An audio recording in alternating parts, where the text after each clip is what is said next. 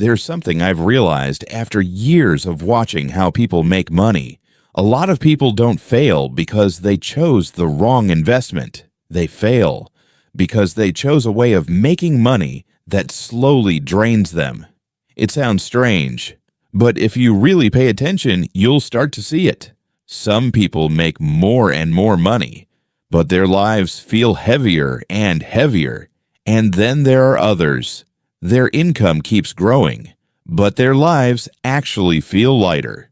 What's interesting is, the difference isn't how much they make, it's how money fits into their life and how it actually operates day to day. Main idea 1. Money isn't just about profit, it's about what it costs you to maintain it. I've realized something that people rarely say out loud. When most people evaluate an investment, they focus on one thing: how much money does it make? But they ignore something far more important: how much time it takes from you, how much focus it demands, and how much mental energy it drains. A very simple example: some people pick up extra income through a side hustle. At first, it feels exciting, but after a few months, they start feeling exhausted. Every night, there's something to deal with. Weekends don't really feel like a break anymore. Yes, the money increases, but their life gets taken over. On the other hand, there are people who earn a bit slower, but their system doesn't require constant involvement. They don't have to think about it all the time. They don't have to solve problems every single day. And what's interesting is, after a few years, those lighter systems often go further. Most people don't realize this. A good way to make money isn't just about making money. It's about making money without making your life heavier. Main idea 2. What's simple is often underestimated. I've noticed a very common pattern. When people are faced with 2 ways to make money, one that's complex with many moving parts, and one that's simple and easy to follow, most people are drawn to the complex one. They think, this must be better. If it's more complicated, it probably makes more money. But what's interesting is, in reality, simple systems are often far more sustainable. A very everyday example: some people spend hours every week trying to optimize every small expense, comparing every option, thinking through every decision. Meanwhile, someone else just uses a simple system. Money comes in, it's automatically allocated, the rest gets invested consistently. No overthinking, no constant decision-making, and over time, that second person often ends up with more. Not because they're smarter, but because they use less mental energy. Most people don't realize this. Complexity is not an advantage, it's a hidden cost.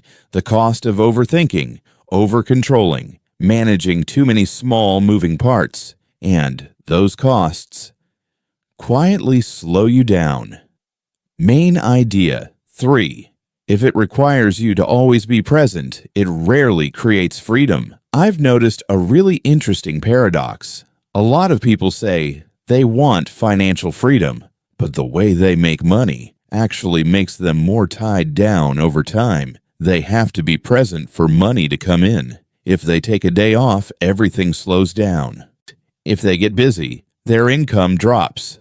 That sounds normal. But what's interesting is, this is a clear sign that your money still depends on you.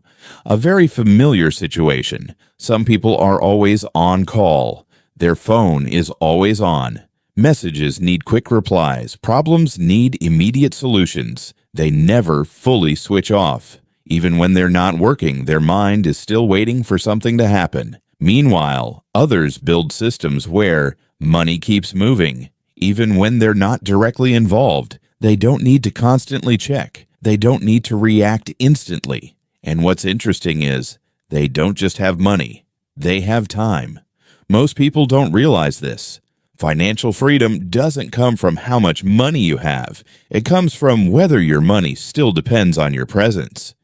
Main idea 4. Speed matters less than sustainability. I've realized something that a lot of people misunderstand. When it comes to money, people become obsessed with speed. Make money faster, grow faster, double it faster. It sounds exciting, but what's interesting is, Most fast strategies are very hard to sustain over time. A simple example: some people make a large amount of money in a short period. They think, "I've figured it out."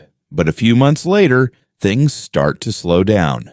Pressure builds, risks start showing up, and they have to run even faster just to stay in the same place. Meanwhile, there are people who move slower. They're not trying to maximize short-term gains.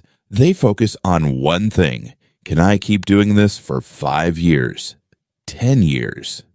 And what's interesting is that boring consistency often leads to better results over time. Most people don't realize this. Money isn't a sprint. It's a long game. And the winner isn't the fastest one. It's the one who doesn't get forced to stop. Main idea 5. Control matters more than income. I've realized something that many people overlook. 2 people can earn the exact same amount of money, but feel completely different about their finances. One feels constantly stressed. The other feels calm. What's interesting is the difference usually isn't the amount of money. It's the level of control. A very familiar example. Some people earn a lot, but their money is tied up in things that aren't flexible. If they want to use it, they have to wait. If they want to change something, it's difficult. They have money, but they're not really in control of it. Meanwhile, someone else might not earn as much, but they always know where their money is, when they can access it, how they can adjust if things change. And what's interesting is that second person often feels far more secure. Most people don't realize this. Wealth isn't just about how much money you have. It's about whether you have control over that money.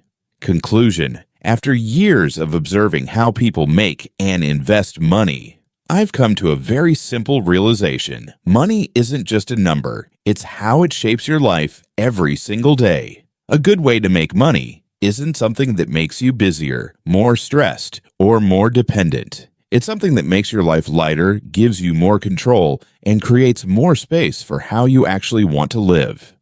If this resonates with you, take a moment and ask yourself, is your money working for you, or are you working for your money? If you found this video helpful, make sure to like and subscribe so you don't miss the next one. I'll keep sharing simple ideas that can completely change the way you think about money.